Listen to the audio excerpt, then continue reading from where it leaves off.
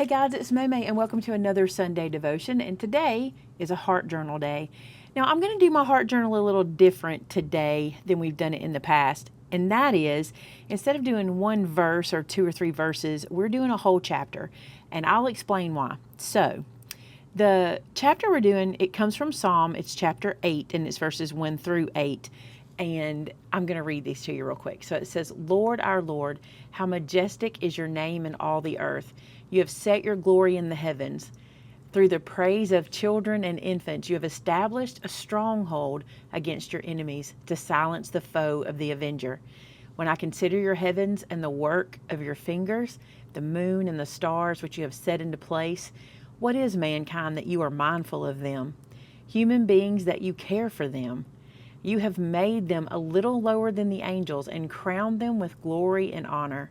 You made them rulers over the works of your hands, and you put everything under their feet. All flocks and herds and the animals of the wild, the birds in the sky and the fish in the sea, all that swim the path of the seas. Lord, our Lord, how majestic is your name in all the earth. Now, you guys know that I had a stamp set come out this month that has a crown on it. Let me show you. It was our stamp club for the month, and I told you if you came back to this video you could see my third sample. Well, you're going to see that today.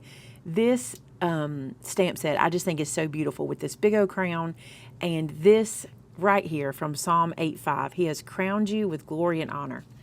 So when we were making this stamp set, I started to think about it, and it reminded me of a song. And that's why things are a little bit different today. It reminded me of a song from way back in the day. For those of you who don't know, I was raised on Southern gospel music. My dad took us everywhere to listen to Southern gospel music.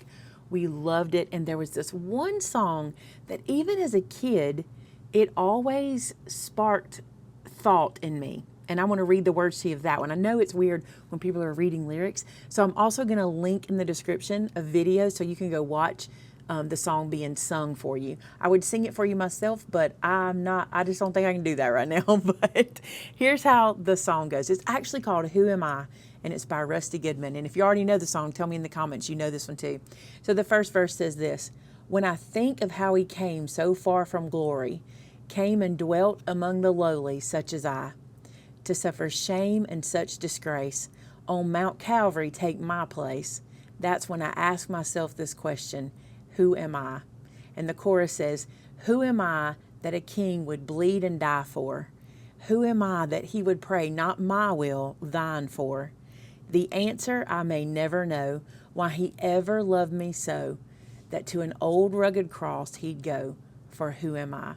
Now that's only half the song. I'll save the rest for you to hear in the link that we put below. But I remember being a kid and thinking, who am I that God would do all this for? Who am I that he would give me an eternity in heaven? Who am I that God would send his son to die on a cross, a horrible death for me? Who am I? And it used to humble me so much. I remember thinking that, you know the scripture about grieving the Holy Spirit? I used to think, I never wanted to grieve the Holy Spirit, to the point that I wouldn't always take all of my issues to God. I would kind of hold some back and go, I don't want to put that on you. And it's because I felt like he was so, he deserved me to be so much better than I was. And that may be so, but that's not how God operates.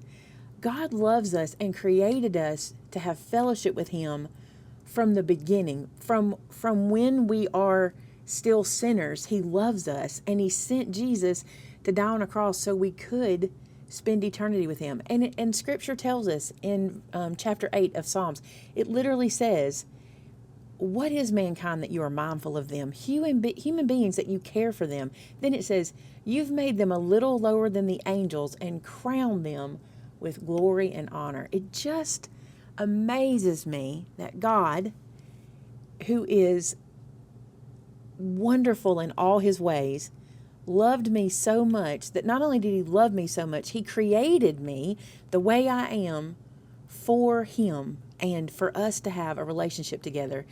And he crowns us with glory and honor. So many times we beat ourselves up about sin or about not maybe doing what God tells us to do, or not living the life we know we should live. And we shouldn't be that way. We do need to try and live our life to please God, but we're going to fail, and God knew that. He already knew it. But when you feel that you're not enough for God, or when you feel that you've fallen off the path, come back to this book. Come back to Psalm in chapter 8 and remind yourself, even just read through, when I consider your heavens, the work of your fingers, the moon and the stars which you have set in place, what is man that you are mindful of them? We're his creation, and he knew what he was creating. He knew, I like to say it like this, he knew what he was getting with me, but I'm so grateful that he loved me enough to bless me in so many ways, including crowning me with glory and honor. And I want to honor him every chance I get. I want to do everything I can to I want to always be what he wants me to be, even though I know I will fail, and even though I do fail often. I love that I can come back to him, and he loves me so much that he will forgive me and help me come back under his wing. And it's just amazing. Who am I? That song, just listen to that song and tell me if it doesn't do the same for you, to make you just think, God must love us a lot. Who are we that he would do all he did for us? And so today's art is about that. I wanted to use that crown, and I wanted to put it into my book. And I want to tell you too, you may notice, instead of doing my hear and experience, I did half of the chapter here and half of the chapter here. And like I said, things may change as we do this. We may do things a little different from here, from time to time. And that's what I'm going to do here, because honestly, I feel like this is my experience. I feel like this chapter is the question and the thoughts that I have in my mind toward God. This is what I think too. So rather than writing here and then writing what I'm experiencing, this is what I experience when I read the scripture. So I put it all here, and we're going to put the art on the other page. So right now, I'm going to let you kind of watch me create my art, and then we'll put it in the book, and we'll get right back together.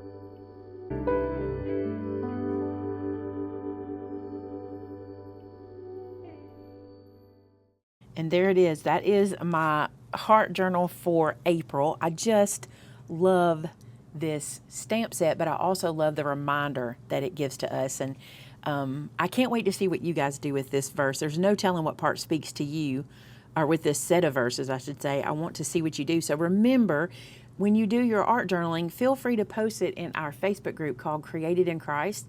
You can also post them to our customer gallery so we can all see what you guys are creating. That's it, guys. I just want you to remember that God has crowned you with glory and honor. You are precious to Him. No matter how you feel today, no matter what you may be going through, you may be beating yourself up today about something, but I want you to remember, to God, you are a treasure, and it's so important that we can remember that. We don't have to understand why or what He sees in us, but He sees in us something so important that He sent Jesus for us, and I think that's amazing. Let's go to God in prayer.